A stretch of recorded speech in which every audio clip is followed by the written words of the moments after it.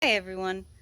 There's finally been a brief pause in the rain, so I figured I would give you a quick garden tour, see what's going on since it's been a minute since I've done that. And the heat has taken a toll on things. First off, I just have to show how much I absolutely love the loofah ridge gourd arch. In the morning, the right side gets all these beautiful large yellow blooms on them. That's the loofah. And on the left side, where you don't see any blooms, that's the ridge gourd, and it actually blooms in the evening. Oh, that's a lovely sloppy mess in there. But I'm still getting a lot of loofah off of this. I have picked so many already, and I'm quite enjoying it. It's been very interesting and fun to grow. I have a couple ridge gourds on here as well, but it's slowing down. I don't know if it'll pick back up. It's my first time growing them, so we shall see what happens. I ended up harvesting those sugar baby watermelons, and they were perfect. They were beautiful and red and absolutely delicious. But I left the vines on here. I'm happy I did, because looks like we've got another round of watermelon starting. This is where my corn used to be. I did sow sunflowers in here 4 times already, and they all start to germinate. And I get real excited only to turn my back for a second and see cardinals plucking out every single seedling. So I don't know if I'm actually going to be able to get anything else to grow in here, since it seems to be the cardinals' favorite snacking area. Now, this is the sweet potato vine. It is absolutely taken over. No flowers, but I have been kind of checking at the base of the plants here if I can find one. There's one. Definitely have sweet potato growing. More of a wet, sloppy mess that is my entire yard. Oh, lovely. Anyway, the green beans have pretty much stopped producing altogether for a hot minute there. They did recover from the Japanese beetle damage, but then it just got intensely hot, and they don't particularly like the heat, so they stopped producing. But in the last couple of days, since we've had a lot of rain and it's brought the temperatures down just a tiny bit, they have started producing flowers again. So I'm hoping that we'll get another flush of green beans before too long. I did sow a few varieties of bush beans in the meantime to see if I can get a good stock before the season is over, so I can store them for winter. Got the Purple Queen French bean and the Contender French bean. These are all bush varieties, so they will put on one massive set of green beans in a short period of time, and then they'll be done producing. My squash is doing okay. It's not really producing either, but with the squash vine borers and then the blight that I had, plus the heat, they kind of suffered, and any fruit that it did try to set rotted before the flower even opened. But I think I'm finally getting ahead of everything. We are seeing flowers again. You can see how nasty some of the stems look there. But because it has rerooted everywhere, I don't have to worry about the original stems. They're not even connected to them anymore. Perfect example of how it is rerooted. You can see, and get back there. See those little white hairs? That plant is rerooting further up the stem. So don't give up on your squash. Don't be afraid to sow more for a later season crop. But if your original crop is still going, let it reroot. You may be surprised. It may actually set fruit for you. The Ananas de Marique melon has thoroughly taken over this section of fence, and I actually found a vine growing through to my neighbor's yard, so they may have a lucky melon here in the future. But it is a type of cantaloupe, so this will light into kind of a creamy white yellow when it's ripe, but I've got quite a few more hiding in there. First time ever growing this type of melon, so I'm very, very curious to see how it tastes. From what I've read, the Ananas de Marique melon is kind of a rare melon, originating in France, I believe. Don't quote me on that. but it doesn't store well. So it's not commonly sold in stores, but it's one of the most delicious ones from what I've read, and a rare treat if you can find them. So I'm excited to give them a try. One thing I have been dealing with are armyworm caterpillars. You can see they've really gotten to my pepper plants here. The banana peppers have been producing, but a lot of times by the time they're ready to pick, they're covered in holes and the caterpillars have gotten into them. I have tried neem oil, BT, and lastly spinosad. Spinosad seems to have gotten them under control.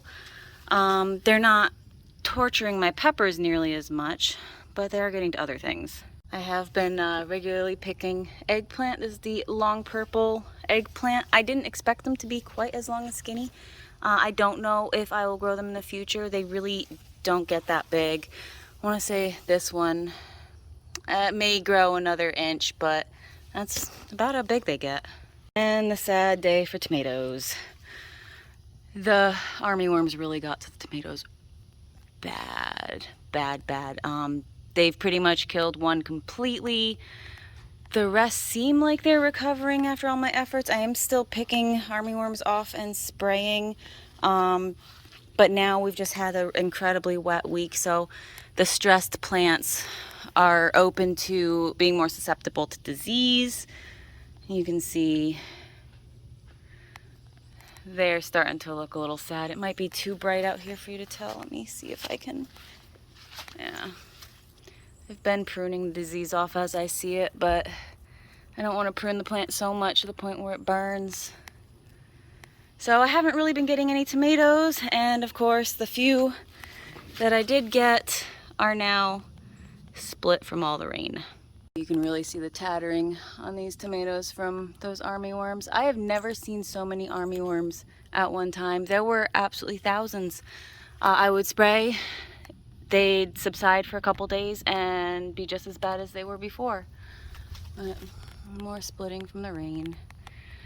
Hopefully you can see some recovery here soon.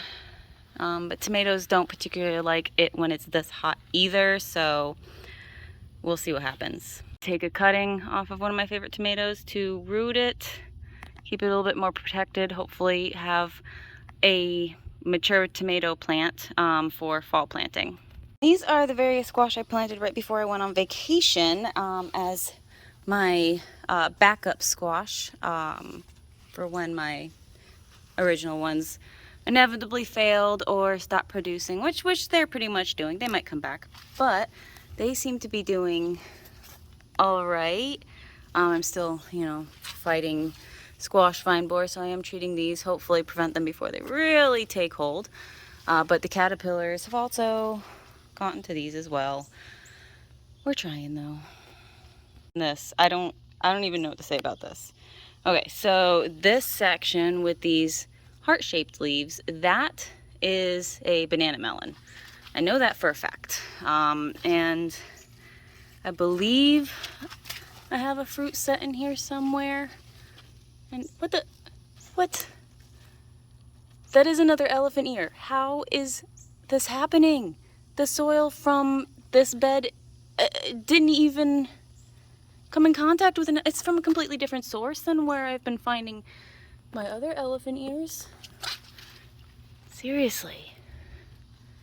I've already transplanted 3 of them over there. Okay, so you can see a little banana melon there. Nothing bigger than that, but it's a start. And then as for this mess, it's definitely a watermelon. I just have no idea what kind of watermelon, because this was the mystery watermelon or mystery melon seed that I plopped in here or started plant that I didn't really know what it was, so I just let it do its thing. But and you can see it's got a little baby fruit set there. I started so many different watermelon seeds. A bunch of them came up, a bunch of them didn't, and I reused the soil when I started some new seeds. So yeah, this could be one of about 5 different watermelon. Both the dragon fruit and plumera are doing fantastic. This thing is just So both of these were 6 inches tall this time last year. You can say they grow fast. I am trying little mango seedlings grown from seeds that I got from the store. Well, mangoes that I ate and I took the seeds out of.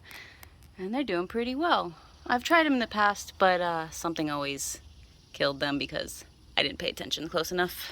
Would you look at that? That is cranberry. I got this Stevens cranberry this year.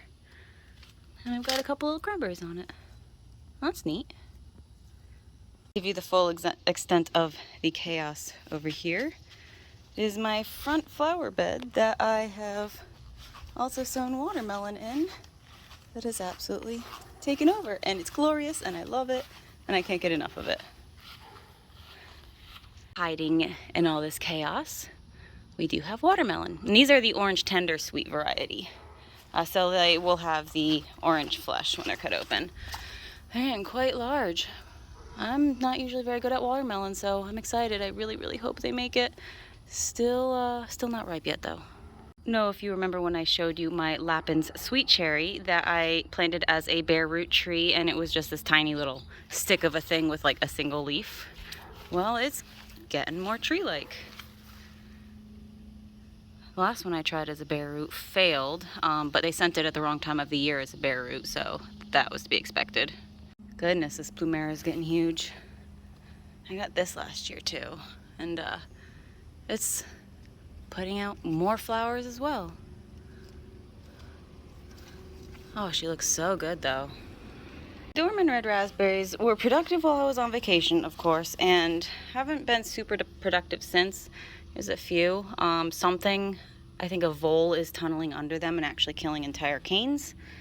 But they do usually have a bigger flush of fruit in the fall, so fingers crossed.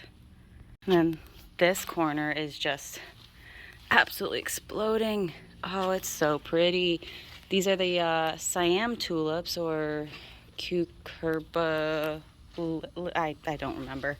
I'll write it up there, but that's the torch lily, torch ginger, I should say. Oh, so pretty. And my butterfly ginger lily is in bloom. Well, it's kind of a little lacking right now thanks to all the rain we had. But this smells amazing. I cannot describe the smell of it. It perfumes my entire yard. Looks a little like corn. So just to give a full view of this tropical little corner. These all do well in partial shade and wetter conditions, which is what this corner is. It's kind of a swampy mess all the time and gets shaded out by the fence and my neighbor's house. That Satsuma mandarin I planted not too long ago is already putting on some new growth, so it's looking really good. The Fuyujiro persimmon tree is still hanging on to those 4 fruit that I let it keep and has put on a ton more growth. This thing was only about this tall at the start of the season, so it's gotten quite a lot bigger. Ew, my planter is leaning. It's my little succulent planter with aloe and various succulents I've collected over the years. That's gonna be a pain to transplant, but I don't know if that base is gonna hold up much longer. A little pan over of the wild and crazy flower bed. Looking pretty good color-wise. A few sad-looking areas, but that's from the rain. They'll bounce back. Daily berries are back. This is my Anne's Golden, what I think is the Anne's Golden. If you haven't been following along, I planted Heritage Red raspberries here, but turns out they were mislabeled, and they are a golden variety, but they're quite delicious. It did stop for a while there. I'm not quite sure why, but now we've got another flush of fruit coming, which I am not complaining about one bit. Now, I already harvested my strawberries today, but they're still flowering. They have slowed down drastically. they shouldn't be fruiting at all right now, but they still are. You can see that they are putting off runners to produce new babies. Here's a good example of one. So they will shoot off these long runners from the main plant, which will sprout new plants, and you can just stick them in the soil and let them turn into new plants, which is not a bad idea, because after about 2-3 years these do stop being as productive anyway, so the new plants will keep your strawberries productive without having to buy new plants every few years. But I'm still getting a little bit off of it, not a whole lot, and what I am getting is pretty small, but it's not even supposed to be fruiting right now, so I can't complain that bad.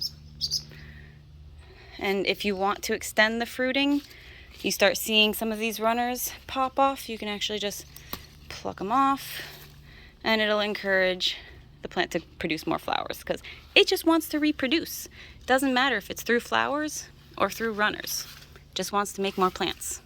Thanks for joining me on my little garden update. The heat does a number on things out here in South Carolina in the middle of summer. Really can make things struggle, but loofah's doing great. Getting loofah sponges for days. And I hope you enjoyed. I'll see you next time. Happy gardening.